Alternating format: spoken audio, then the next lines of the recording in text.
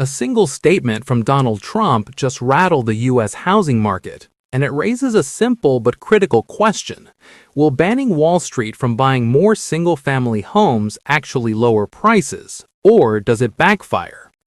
On January 7th, Trump said he is taking steps to ban large institutional investors from buying more single-family homes, and that he will ask Congress to codify the policy. He also said housing affordability proposals will be discussed at the World Economic Forum in Davos later this month.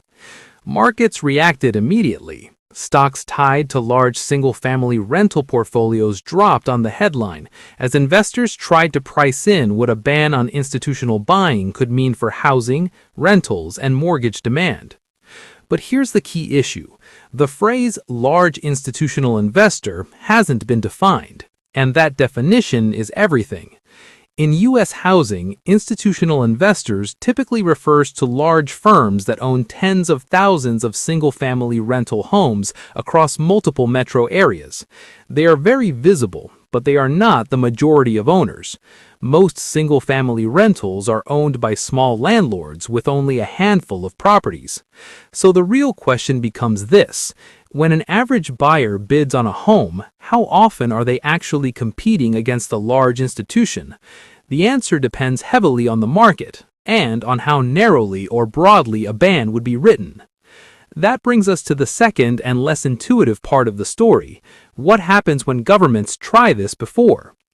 Research on buy-to-let bans in Europe shows that restricting investor purchases does reduce investor demand and increases owner occupancy, but it does not reliably reduce home prices.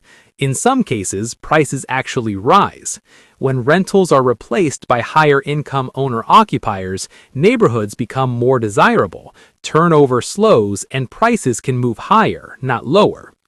There's also a rental market effect.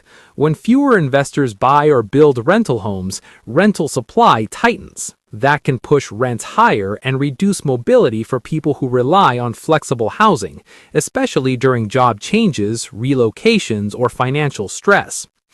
Another critical nuance often missed in the debate is that not all investors behave the same.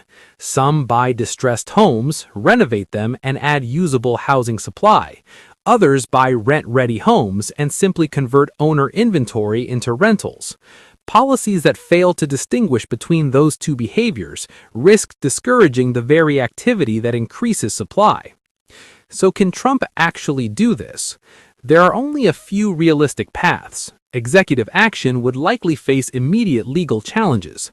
Congress could attempt legislation, but that depends on political control and timing. The third option is indirect, changing financing, lending standards, or tax treatment to make large-scale purchases less attractive without an outright ban.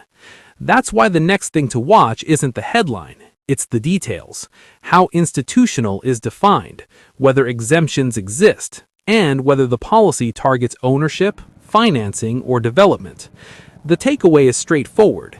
Banning institutional buyers sounds simple, but the outcomes depend on definitions, enforcement, and second-order effects.